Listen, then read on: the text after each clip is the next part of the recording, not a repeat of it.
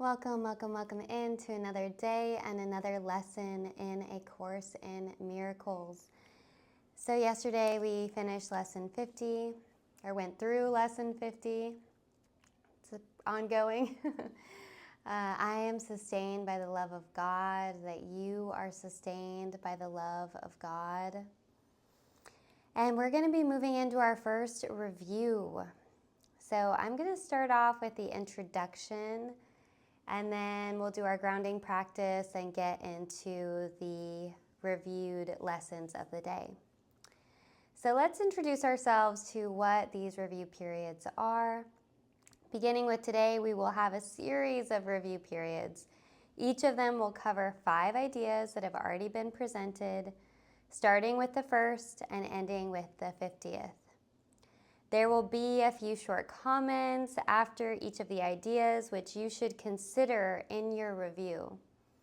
In the practice periods, the exercises should be done as follows. So this is going to be our instructions for the entire review period, so I'm sure I'll revisit it. So begin the day by reading the 5 ideas with the comments included. Thereafter, it's not necessary to follow any particular order in considering them, though each one should be practiced at least once. Devote 2 minutes or more to each practice period, thinking about the idea and related comments after thinking them over. Do this as often as possible during the day. If any one of the 5 ideas appeals to you more than the others, concentrate on that one. At the end of the day, however, be sure to review all of them once more. It's not necessary to cover the comments that follow each idea either literally or thoroughly while you're in the 2-minute practice periods. Try rather to emphasize the central point and think about it as a part of your review of the idea to which that relates to. After you've read the idea and related comments, the exercises should be done with your eyes closed and when you are alone and in a quiet place if possible. So this is emphasized for practice periods at your stage of learning. It will be necessary, however, that you learn to require no special settings in which to apply what you've learned. Love that. You will need your learning most in situations that appear to be upsetting rather than those that already seem to be calm and quiet. Like, how do we actually apply this to the stuff that shows up in our lives?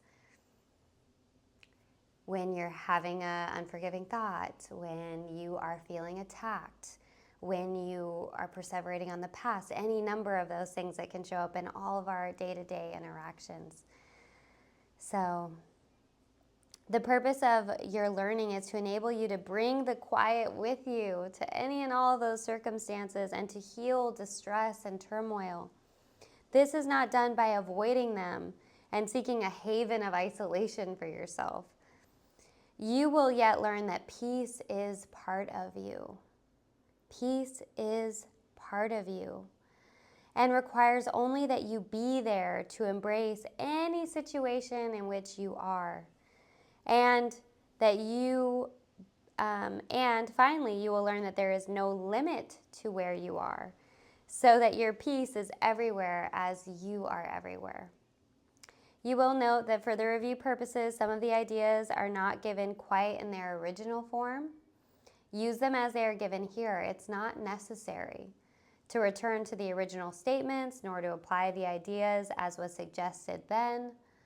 We are now emphasizing the relationship among the first 50 of the ideas we have covered and the cohesiveness of the thought system to which they are leading you. So this reminds me of my last kind of personal reflections. I think that might have been around lesson 32, but don't quote me.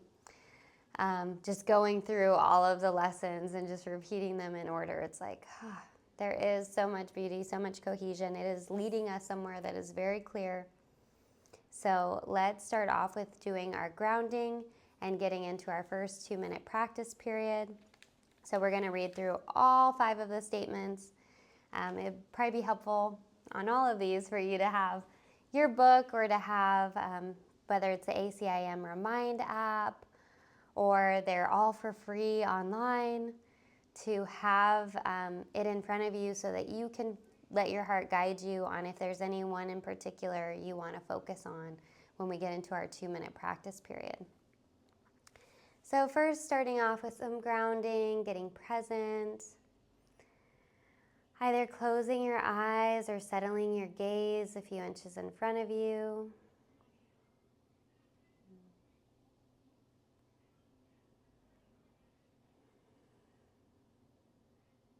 Allowing your body to relax.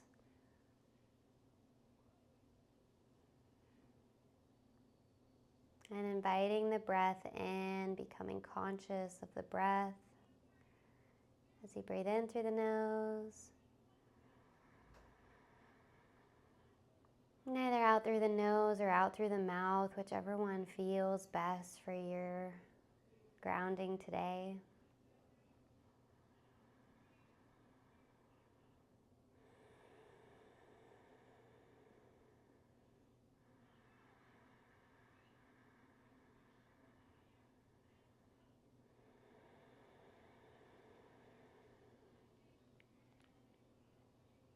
Allow all other thoughts and distractions to gently fade into the distance as you bring your full attention to your breath,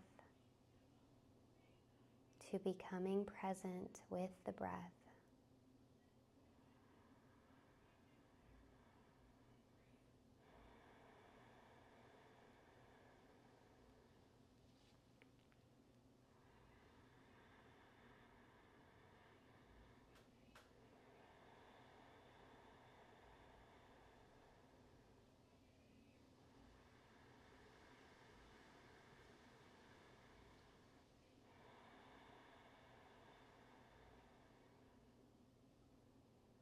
And let's just spend 3 more breaths here.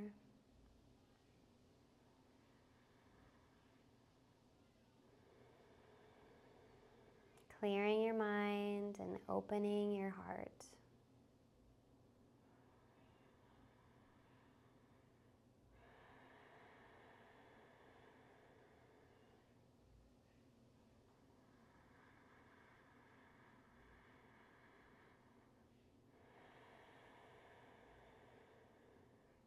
Beautiful, beautiful, beautiful.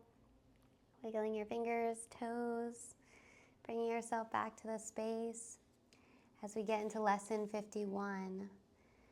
And the review for today covers the following ideas.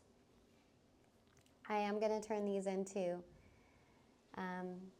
you statements as I kind of go along. But if you're repeating it to yourself, I'll do both, right? So the first idea we're reviewing. Number 1, nothing I see means anything. Nothing you see means anything. The reason this is so is that you see nothing, and nothing has no meaning. It is necessary that you recognize this, that you may learn to see. What you think you see now is taking the place of vision. You must let it go by realizing it has no meaning so that vision may take its place. Going into lesson 2. I have given what I see all the meaning it has for me.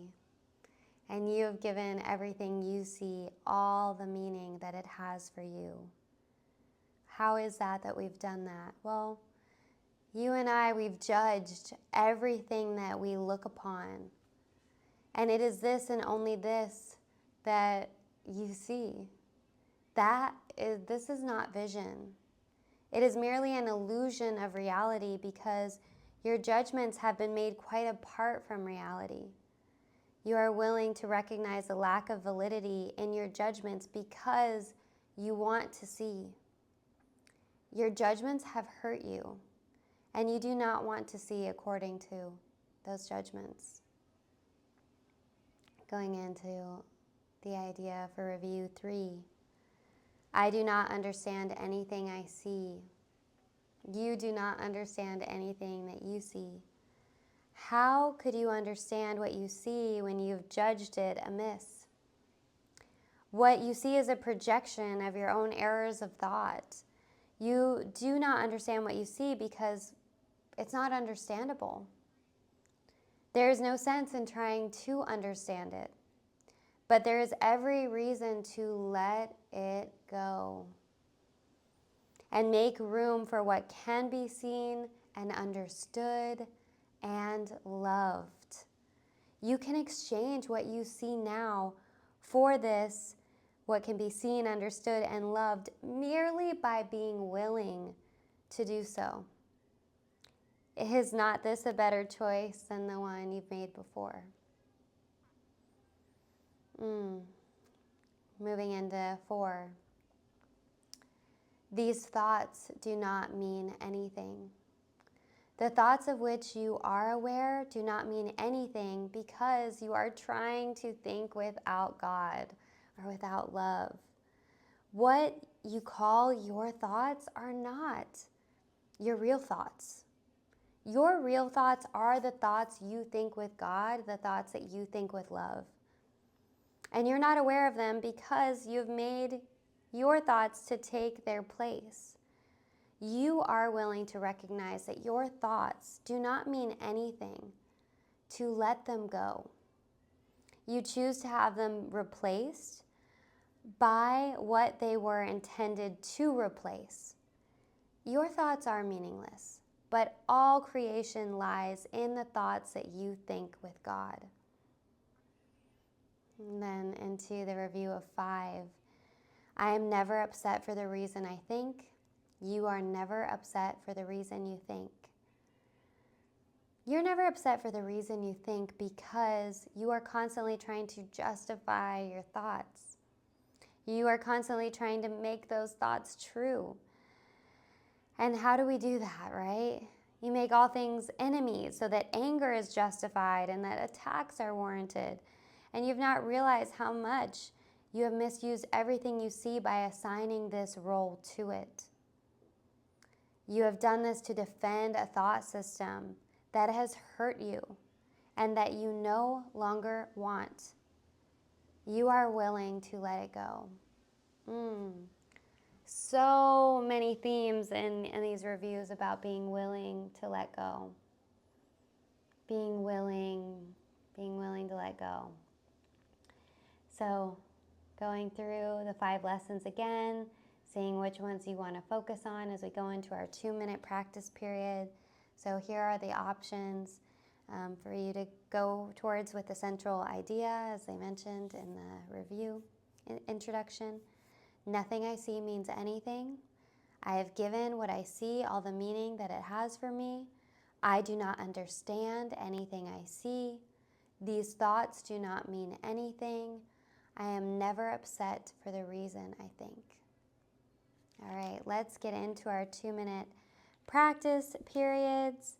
And doing this as often as possible during the day, 2 minutes or more to each practice period, thinking about the idea, right? It's not necessary to follow any particular order, although each one should be practiced at least once today. So choosing which one you want to focus on for right now, and if there's one that you want to overly emphasize, you can absolutely do that. Just make sure you get through all 5 at least one time. All right, so let's get started.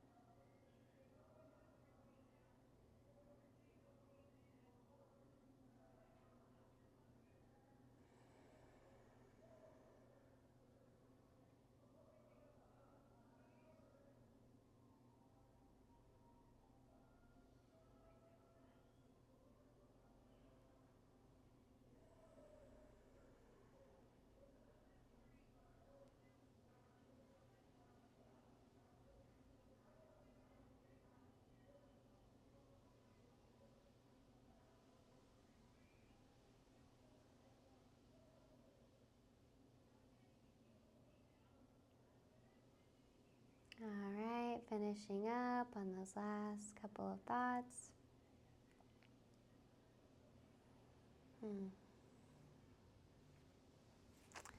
Okay. It'll be great to review all of these, see how they all go together. There definitely is some differences in how they're described, so we're really, I feel like, deepening our relationships to the first 50 lessons. So I will look forward to joining you tomorrow as we move along to lesson 52, reviewing 6 through 10. Much love.